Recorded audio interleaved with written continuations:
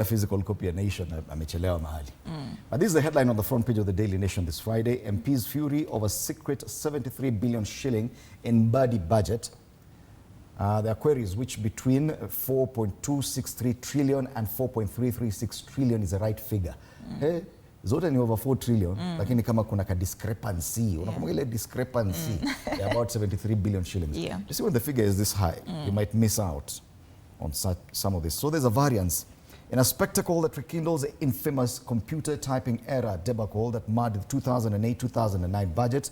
And this is when Uhuru Kenyatta was Minister for Finance. There was an era in 2008-2009. The National Assembly's Finance Committee yesterday demanded answers on two conflicting figures on the country's total expenditure in the next financial year. National Treasury officials who were caught unawares could not provide the immediate answer when pressed by MPs. So discrepancy 73 billion shillings.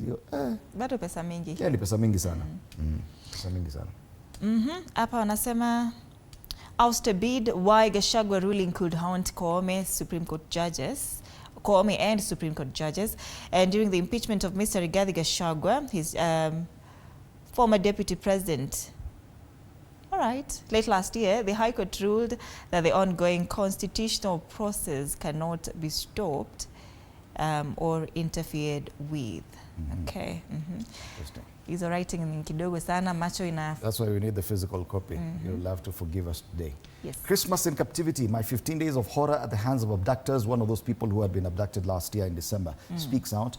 Paleju, there's a very interesting story. Crisis as private hospitals to suspend SHA in payroll. They're claiming hawajalipwa about 30 million shillings, which is small change for government. Wanafaa tuwalipe. After all, tumekatwa 2.75%. 15 DCI NIS officers charged over killings of 2 Indians linked to 2022 Ruto campaign. That story is on page 2 of the Daily Nation. And that's the Daily Nation this Friday. Business Daily, okay. Why you will pay to use major Nairobi Mombasa highways, and motorists will start paying toll charges on Nairobi bypasses, that is Thika Road and an expanded Kiambu Road, as the state seeks additional billions of shillings to build and maintain roads. Okay. And they say Nairobi and Dongo Kundu bypasses, 2 highways targeted in next tolling phase. State says fuel levy and taxes inadequate to plug 1.29 trillion shillings roads funding gap. 1.29 trillion shilling gap. Ya mabarabara tu. Bila hiyo pesa hamna barabara. On the ticker, immigration gets 6 billion shillings more for passports and IDs. Tycoon Kibunga Kimani raises a Centum stake to 9.7%. Small farms consumers prefer digital payments. Kitu actually ni conversation ambayo inaendelea SMEs to join in the digital payments thing. Sasa kama unaambia mtu hawezi lipa na M-Pesa, you're missing out. Foreign currency deposits hit 17-month low in farm shillings. All right. That is as far as business is concerned. Yes. Tuangazie magazeti mengine. The Star. Ruto, Kindiki and Supreme judges set for pay rise. Watu wana mishahara minono. And remember last year there was the president called, there was actually a conference on the wage bill. And the president was saying, no, we cannot afford this. Yes. We need actually to look at this wage bill. It's too high. Then months later, hata mwaka ijaisha, pay rise. That was the meeting with the SRC, yeah? I think it was at Bomas. It was a huge conference. Yes, with the SRC, I remember. So if you look at pages 4 and 5 of this paper, wameandika hata mishahara yote.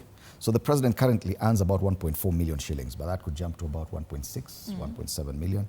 His deputy could get a pay hike for about 200,000 as well. Hii mishahara ukiangalia hapo unapata depression. State officer salaries zenye zitaongezeka tu. They're still eyeing your doctors though, could reduce. Na intern doctors walikatwa from 200,000 to 70,000. Yes. Yeah, I tell you. Okay. Other quick highlights on the front page of the Star.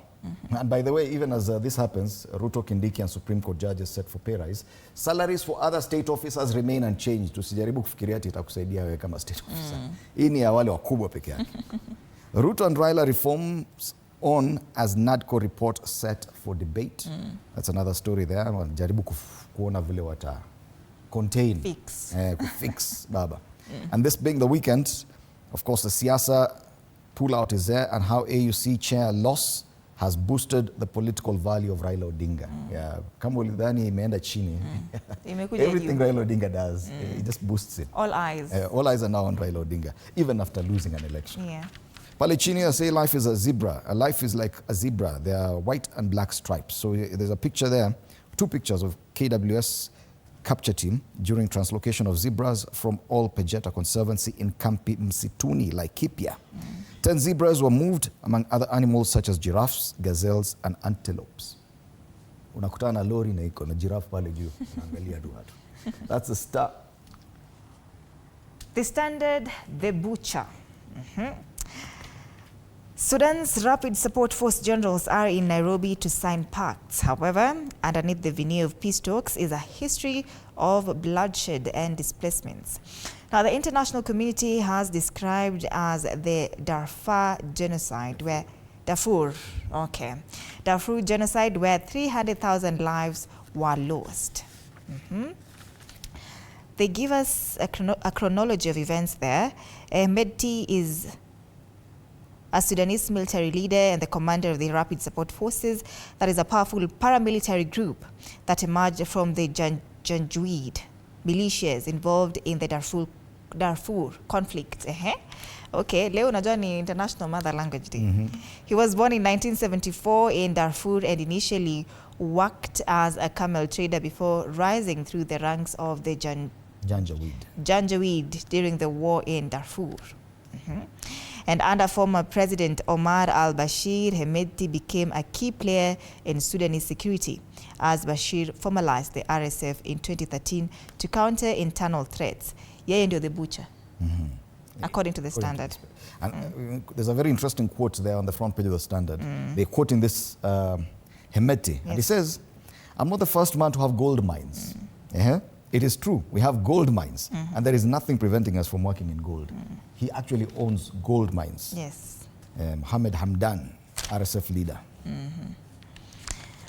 Other top stories there: why state bites its tongue on housing levy. That story is on page 2 and 3.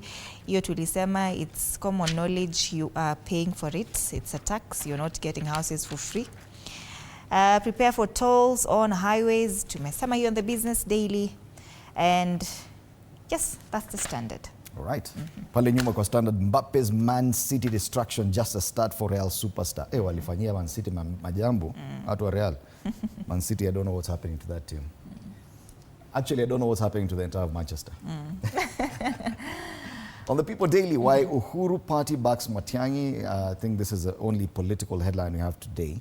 Everyone else has gone with matters different. And Ruto's dramatic U-turn on Sudan rebels' power plan. Now, this story, it's about diplomacy. So apparently, President William Ruto is not happy. He says, hey, how come you allowed those Sudanese people to come and do that here? But there was a statement from his CS defending that action. So, ni nani hashiki maneno wapi? Ama nani anarukwa? Nani amerukwa? Kuna mtu amerukwa. Kuna mtu amerukwa hapo. Kipetero kiesu.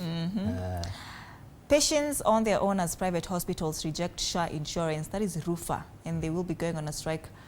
Not necessarily a strike, but on Monday, patients will start paying out of pocket. For private hospitals? Yes. SHA haiwaki. And RUFA, you know, caters for at least 70% of health facilities. Right. Yes. That's the People Daily. Twende wapi sasa? Tuangazie cartoon? Yes. Let's take a look at the cartoon. Taifa Leo sijaiona? Yes, it was there. Tunaomba utusaidie Raila. That was I'm sure it's somewhere there on that collage. Yes. Let's just look for it. Ndio ile pale wametuwekea. Raila njoo utusaidie. Kiongozi wa Wiper Kalonzo Musyoka amemrai kinara wa ODM Raila Odinga ahame kambi ya Rais William Ruto na kuungana nao kupinga utawala wake kisha wamng'oe madarakani mnamo 2027. Walikuwa wanasema Raila Odinga's value has gone up significantly. Yes. So haya yanajiri baada ya Raila kufeli kutoa wenyekiti wa AUC licha ya kampeni kali ya Rais Ruto. Vidokezo zaidi pale kwenye ukurasa wa mbele wa Taifa Leo wanasema masuala ya e-Citizen, wabunge wachemka, wanataka kujua nani anamiliki kampuni ambayo inaokota pesa za serikali, inajulikana kama e-Citizen. Watoto waacha shule kuvuna mugoka, ni habari nyingine pale, na masuala ya DRC, nchi za nje. DR Congo yaendea usaidizi Chad. Yes. Wameona huku EAC ni kama msaidi. Hospitali zatoa ilani kata SHA pale juu kwenye ukurasa wa mbele wa Taifa Leo wanasema zaidi ya hospitali 600 za kibinafsi zatoa ilani kuanza kugoma Jumatatu. Yes. It's going to be a big deal. It is. Because many Kenyans access health services from private facilities, not from government facilities. Zile small hospitals, small clinics, kila mahali, those are privately owned. Some of them by government doctors, but sasa kama serikali hailipi na washakata mshahara, sijui mtaenda. Actually, there will be a crisis in the health sector. KMPDU pia wamepeana strike notice. That issue ya kuslash the interns, whatever. Mshahara wa interns. Okay. So let's see what the cartoons are talking about today.